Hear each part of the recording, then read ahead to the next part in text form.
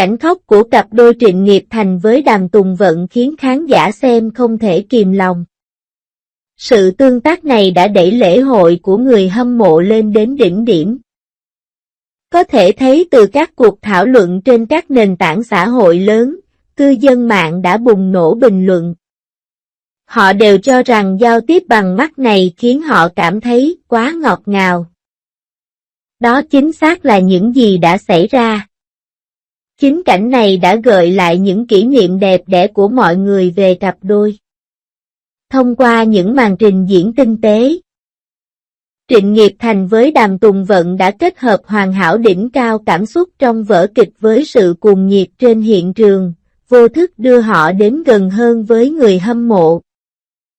Thái độ kinh doanh hào phóng của họ không chỉ gây ấn tượng với người hâm mộ tại hiện trường mà còn khiến nhiều người phải xem tượng và người hâm mộ. Kinh doanh không phải là hành vi kinh doanh lạnh lùng mà là sự tương tác nồng nhiệt với người hâm mộ. Quan trọng hơn, Trịnh Nghiệp Thành với Đàm Tùng Vận đã dùng cảm xúc thật được bộc lộ một cách tự nhiên của mình để chỉ ra cách đưa nhau đến gần nhau hơn bằng thái độ chân thành. Đây chính xác là cảm giác thực tế đang thiếu trong làng giải trí hiện nay để lừa gạt giao thông. Đối với ế thuật Cẩm Nhân Gia, là câu chuyện về cuộc đấu tranh của nữ chính. Cốt truyện không chỉ là một cuốn tiểu thuyết đơn giản mà còn chứa đựng nhiều thăng trầm, khúc mắc. Các diễn viên được chọn trong phim không phải là diễn viên nổi tiếng mà dựa vào kỹ năng diễn xuất của họ để giành chiến thắng và cạnh tranh với nữ chính là một bộ phim hoàn toàn trái ngược. Mối liên kết tình cảm lẫn nhau này rõ khi chứng kiến khoảng cách giữa thần tượng và bản thân không hề vượt trội. Hơn nữa họ còn có thể tận hưởng trọn vẹn cuộc sống thần tượng đáng yêu trong sự kiện này. Trịnh Nghiệp Thành với Đàm Tùng Vận đã rượt đuổi nhau, đánh nhau, đùa giỡn và đùa giỡn. Tương tác trạng thái tự nhiên chắc chắn đã rút ngắn khoảng cách giữa bạn và người hâm mộ, khiến khung cảnh tràn ngập tiếng cười vang vọng trong lòng mọi người. Những phản hồi này cũng khiến mọi người phải suy nghĩ về công việc kinh doanh hiện tại của những người nổi tiếng trong ngành giải trí luôn thay đổi ngày nay. Nơi lượng truy cập là vua, nhiều người nổi tiếng thường bị buộc phải theo đuổi các chủ đề và sự tiếp xúc. Nếu không cẩn thận, bạn rất dễ rơi vào tình trạng độc thân. Theo đuổi giá trị thương mại ngược lại. Trịnh chiếm được tình cảm thực sự của người hâm mộ mà vẫn giữ được phong cách riêng thông qua những tương tác tự nhiên, chân thực và thú vị. Trong thói quen kinh doanh của nhiều người nổi tiếng, chiến lược tiếp xúc lạnh lùng hoặc thường xuyên dường như phổ biến hơn, nhưng không nhiều người có thể đồng thời bắt mắt. Chân thành và tự nhiên. Rõ ràng.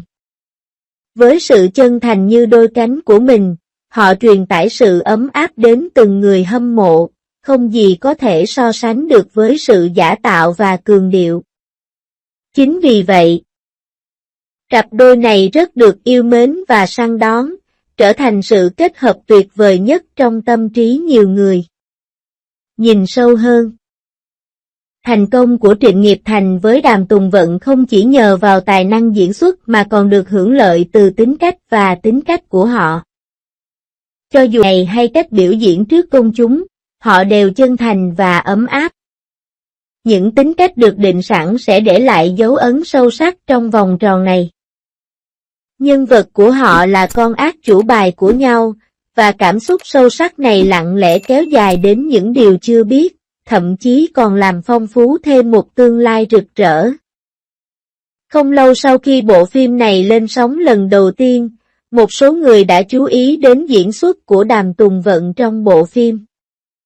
Kỹ năng diễn xuất của cô ấy rất xuất sắc. Cô ấy đã tạo nên hình tượng yêu Liên Long xinh đẹp và quyến rũ. Hơn nữa, bộ phim này có thể nói là có kỹ năng diễn xuất tốt nhất. Tất cả các diễn viên trực tuyến, ngoài Chen Xiaorum. Khi cốt truyện tiến triển, kỹ năng diễn xuất của nam và nữ chính đều được thể hiện đầy đủ. Dạy cho nhiều diễn viên trong ngành một bài học. 1. Trịnh Nghiệp Thành, kỹ năng diễn xuất đỉnh cao và cảm giác tuyệt vọng trong cảnh khóc. Trịnh Nghiệp Thành chỉ có thể được coi là một ngôi sao hạng 3 trong ngành. Anh ấy đã không quản lý tốt sự nghiệp của mình. Anh ấy đã đóng một số bộ phim không thành công. Một số cư dân mạng đã bỏ lỡ cơ hội trở thành ngôi sao nổi tiếng. Lo lắng theo xu thế phát triển của hắn. Hắn sẽ khó có thể chen vào tiền tuyến. Tuy nhiên, diễn xuất chính là sự đảm bảo tốt nhất cho Trịnh Nghiệp Thành, cho dù khó trở thành ngôi sao nhưng với kỹ năng diễn xuất của anh sẽ khó bị thị trường điện ảnh và truyền hình chính thống đào thải. Lần này, anh có một cảnh khóc trong vở kịch mà mọi người có. Cảnh khóc là một quá trình hoàn chỉnh và liên tục, không chỉ là cảnh khóc máy móc dưới sự chỉ huy của đạo diễn mà còn có cốt truyện khởi động trước khi khóc. Bạn có thể nhìn thấy chính mình trong cảnh đẹp nhất mà Di yêu quý. Kỳ Anh bị coi như một con bài mặc cả và bị đối xử thô bạo, vốn là người thường kiêu ngạo, trên mặt lộ ra vẻ tức giận. Sau đó hai mắt đột nhiên đỏ bừng, nước mắt bắt đầu chảy xuống, từng giọt rơi xuống đất. Sự tuyệt vọng trong con ngươi của anh ta giống như đang nguyền rủa một kẻ xấu xa bẩn thỉu. Những đường gân nổi trên cổ và bàn tay cong cong khiến người ta cảm thấy rằng anh ta đang ở trong trạng thái cuồng loạn. Cảm thấy khung cảnh vô cùng yên tĩnh. Cốt truyện căng thẳng đều tập trung vào nước mắt của Trịnh Nghiệp Thành. 2. Đàm Tùng Vận, nhà đẹp nhất. Kỳ Anh, do Đàm Tùng Vận thủ vai. Ngày thường đắm chìm trong sự nghiệp, cô ấy luôn rất tự chủ, cao ráo và thẳng thắn, trong mắt có sự kiêu hãnh và quyết tâm. Điều này tạo nên sự tương phản đặc biệt mạnh mẽ với cảnh cô ấy khóc. Bị chính mình bôi đen, sau khi người yêu thuở nhỏ bị tổn thương, cô không khỏi rơi những giọt nước mắt buồn bã, ngay khi mắt cô đỏ hoe. Những giọt nước mắt bị phản bội có thể cảm nhận được qua màn hình.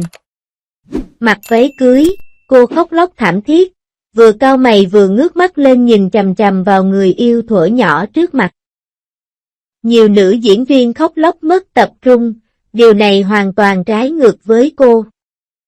Trên thực tế, cảnh khóc là tiêu chuẩn phản ánh trình độ diễn xuất cao nhất của diễn viên có tốt hay không có sự ngắt quãng hay sai cảm giác. Vào thuốc nhỏ mắt và giả vờ đáng thương. Lúc này, Đàm Tùng Vận đã hoàn toàn nắm bắt được bản chất. Tiếng khóc của cô trong tác phẩm trước, Thục Cẩm Nhân Gia, cũng khiến nhiều người cảm động.